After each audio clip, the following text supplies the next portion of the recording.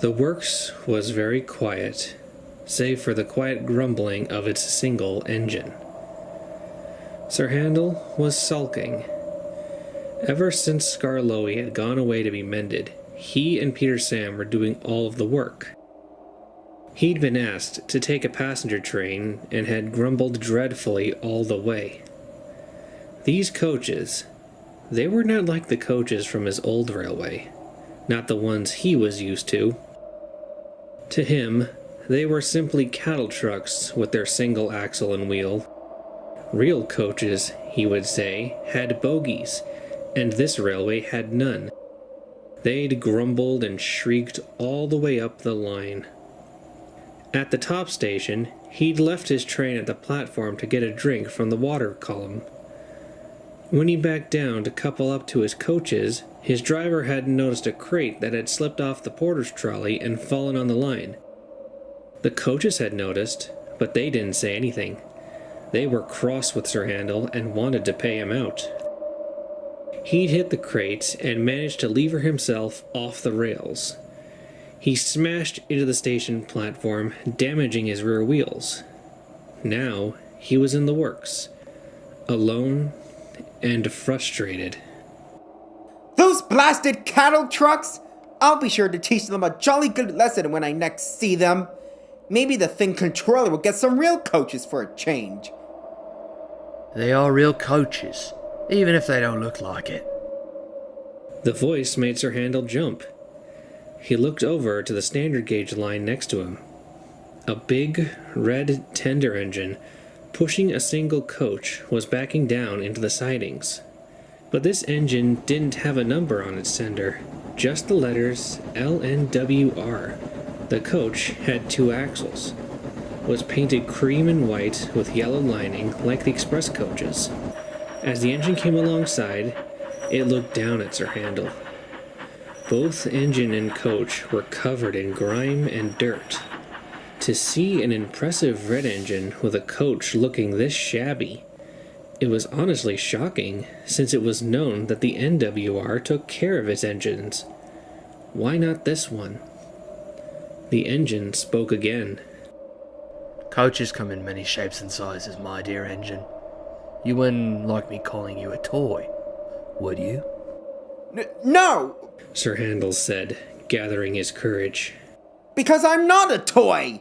But you are too small to be an engine such as me. So by your logic, you must not be a real engine. Sir Handel was getting annoyed. I am a real engine! I pulled the express trains on my old line, but those cattle trucks... Coaches. The engine corrected. They let me have an accident. That's why I'm here in the works now. It's all their fault. Sir Handel grunted.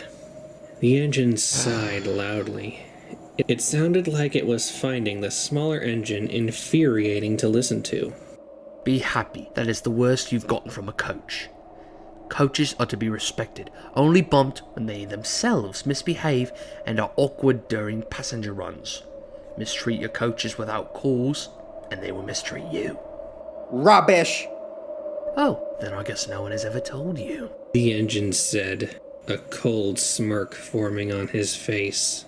Told me what? Oh, nothing. Just something I've heard. And it's too late for stories. You wouldn't. Yes, I would. What was I supposed to be told? The big engine grinned a little wider, steam hissing quietly from his pistons. Despite this engine's red paint, Sir Handel felt it should have been painted blue from the cold feeling he was getting from this engine. I suppose I could tell you a story that no one ever really talks about on this railway. Not that I'm surprised. It's a bit of a mystery, but if you insist, then I'll tell you. And so, the engine began.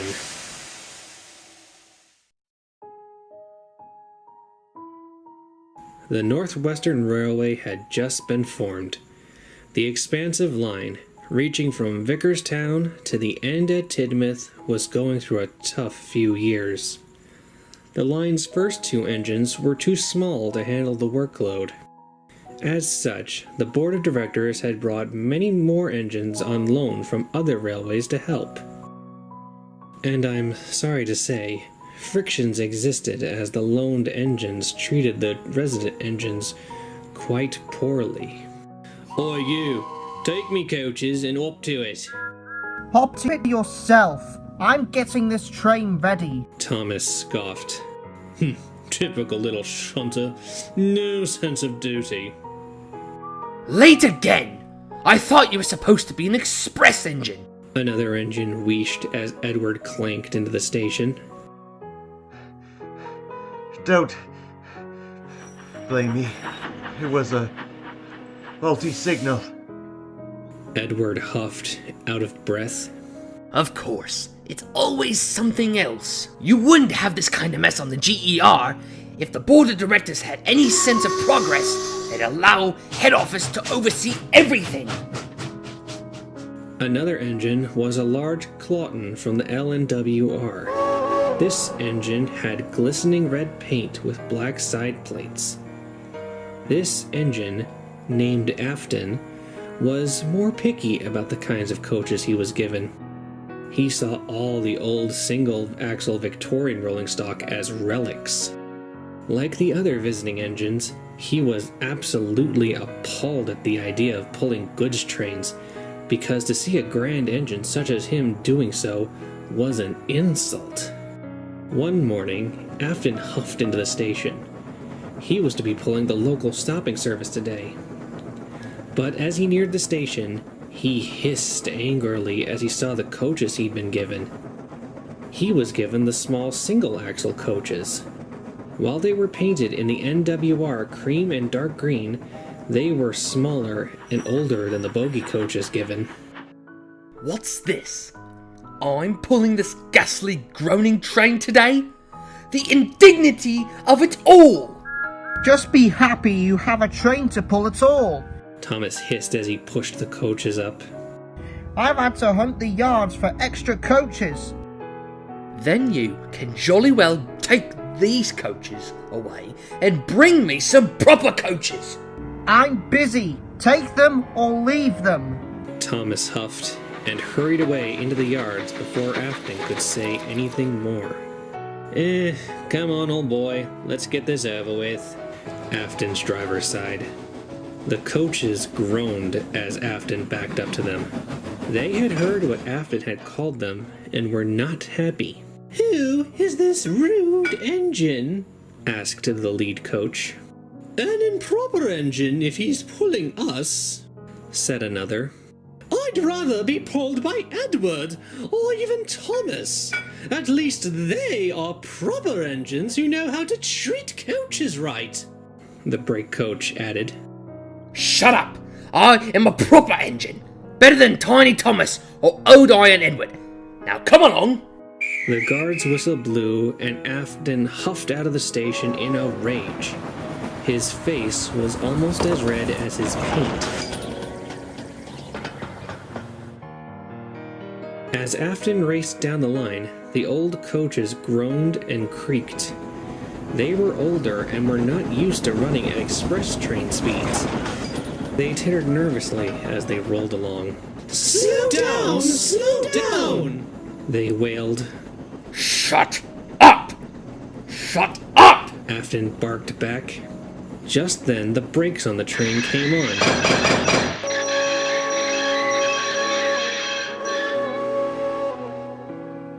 Afton stopped suddenly on the viaduct, grumbling dreadfully.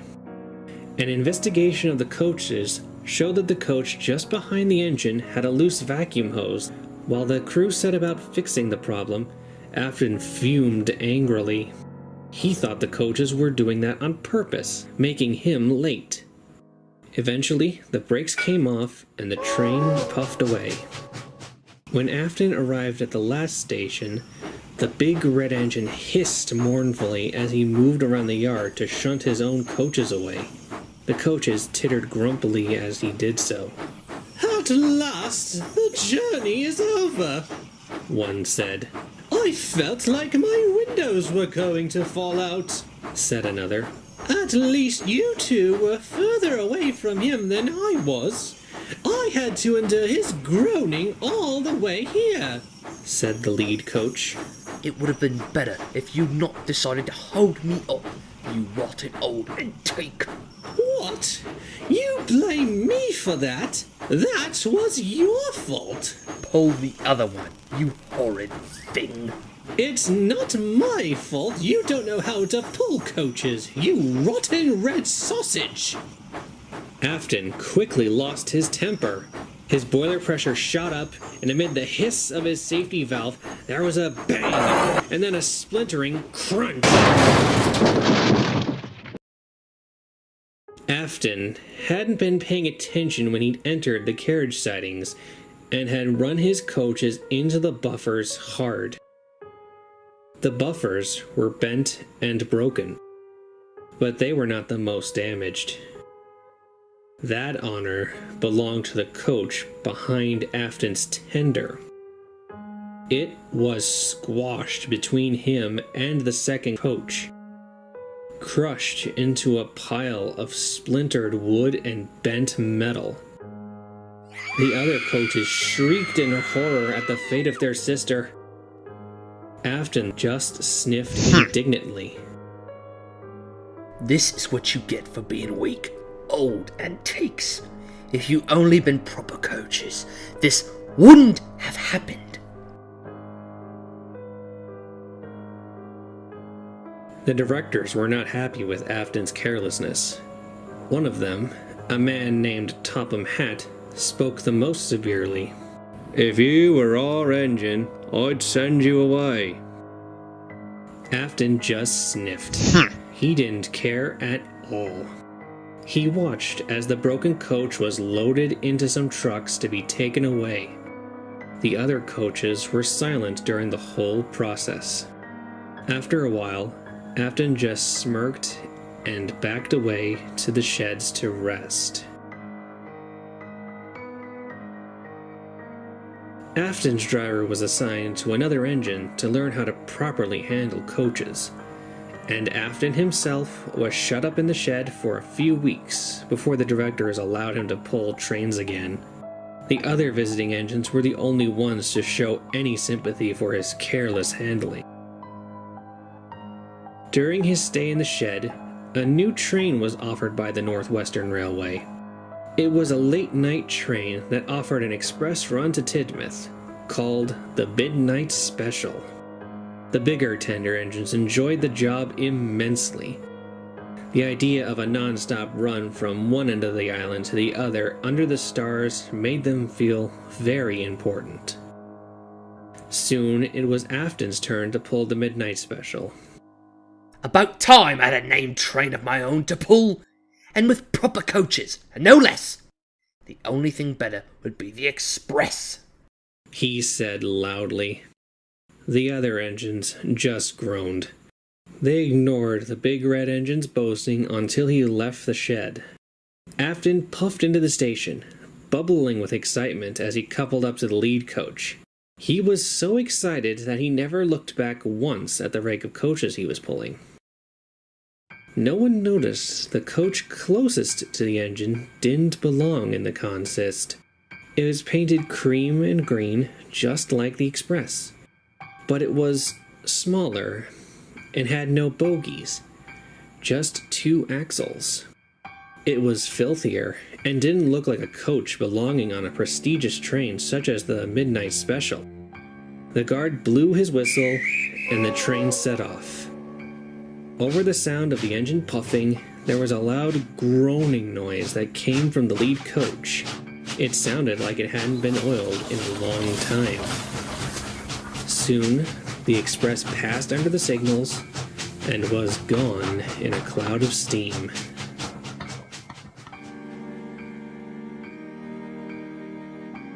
A phone rang in the signal box at Kelsthorpe Road. When the signalman answered it, it was a call from the signalman at Kildane. He wanted to know if the Midnight Special had passed through to check that the system was still operating. The Kelsthorpe signalman said he'd received a bell from the Crovansgate signal box a long time ago, but the express hadn't come yet. He checked his watch. The express was running half an hour behind. Just before the signalman could hang up the phone to call Crovansgate to send a work train to check the line, there was a knock at his door. He opened it to see the Midnight Special's guard standing there, panting heavily.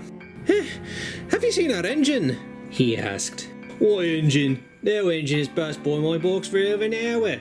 The guard then went pale. That's not possible.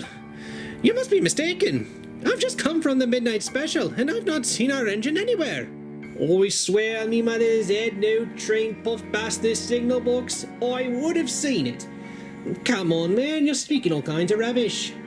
I am not. Our entire train is missing its engine. It's like it's disappeared into thin air. Come on, mate. Have a cup of tea and explain what you're trying to say.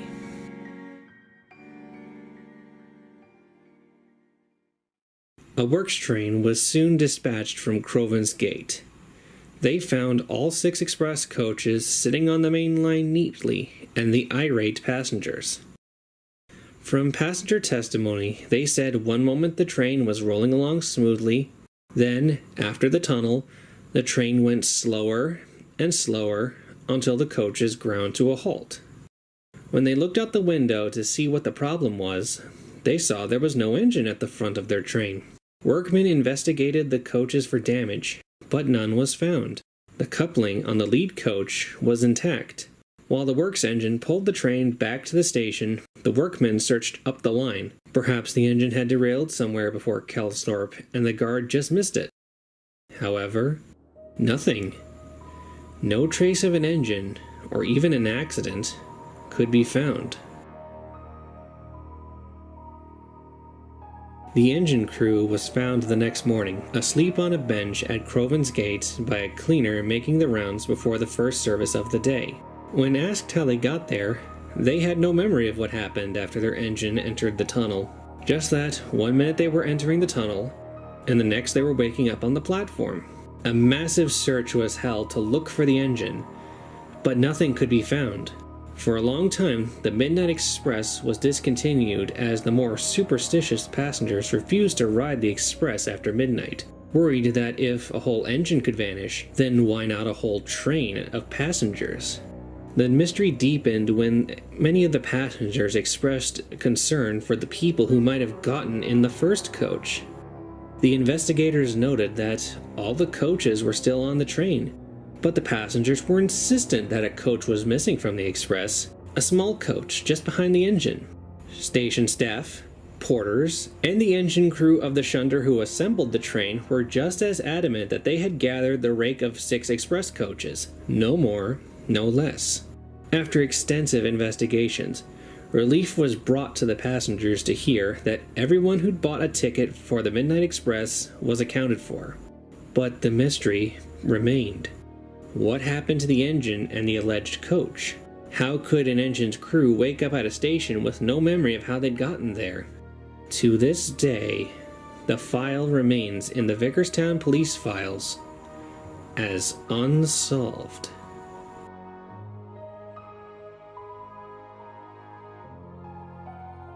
And that is the end of the story as the wider public knows, though there have been tales of engines seeing this often, puffing along the line in the distance with a single coach behind him. But no one can be certain what they saw was real or not. The engine finished. Sir Handel stared up.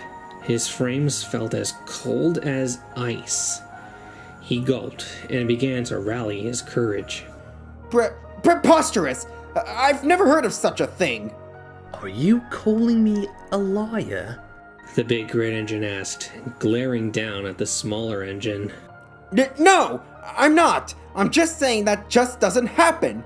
Ghosts don't exist, and coaches certainly can't do that either! The big red engine looked down at Sir Handel before sniffing and looking up. Even without the engine looking down, his voice still made Sir Handel shudder. Deny it all you want, little engine. But heed my warning, even something as humble as a coach does not take kindly to be mistreated. They have their ways of getting even, and a simple matter such as death won't offer protection from retribution. Whatever, big engine. Anyways, it's late and... I have a name, you know, you impudent little blue bug. Oh? And what is that, then? Afton. Suddenly, the coach creaked loudly. The red engine, Afton, gave a heavy sigh. I've rested long enough. I must be going. We must keep time, you know. Sir Handel blinked as his own words echoed back at him. The big engine hissed steam and slowly pulled out of the sidings, the coach creaking and groaning as it was dragged behind. Soon it vanished beyond the gloom of the yard lights and was gone. Sir Handel thought about the story for a moment before he sniffed. That engine's talking a lot of nonsense. Before long, he closed his eyes and fell asleep. Sir Handel's repairs didn't take too long, so he was soon back to pulling trains. His first job was to pull a passenger train, because Peter Sam was up taking slate from the quarry. He clanked crossly to the yard and coupled up to the coaches before dragging them to the platform. Gordon was waiting there. What's got your pistons in a fizzle this morning? He asked as Sir Handel hissed mournfully into the station. It's these wretched coaches. They let me have an accident the day before, and then last night, some stupid red engine talks nonsense about taking care of them. James wouldn't know how to take care of coaches, being a mixed traffic engine. Gordon huffed indignantly. James? No, I'm talking about that other red engine. Gordon raised an eyebrow. We only have one red engine. We don't have another red engine. Yes, you do. Afton. Afton? Now that is a name I have not heard in years. Why is that? He worked on our line for a while, even after I came to Sodor. Then one day, he was just gone. People said he just vanished, but I think he was just sent away after he left his coaches on the main line. Good riddance. Now it was Sir Handel's turn to be confused. But I saw him last night. My dear engine, Afton has never been on this island for almost 32 years, let alone been seen since. Just then, the guard's whistle blew, and the big blue engine huffed away, leaving Sir Handel with his thoughts. How could he see an engine that hadn't been on Sodor in so long? Then he remembered the story. A sudden chill ran down his saddle tanks as it all became too clear. It wasn't possible, indeed, to see an engine that hadn't been on Sodor in so long, and in such a shabby condition. Unless it hadn't really been there.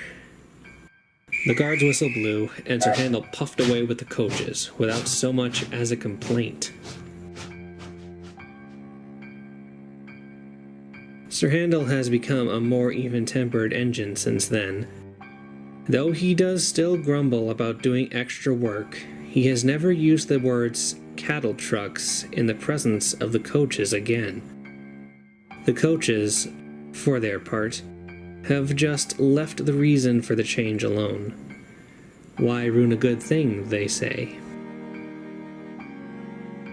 Though on certain nights, just after midnight, the sound of an engine puffing past with one coach in tow can be heard.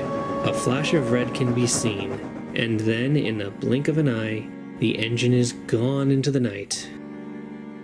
Gone without a trace.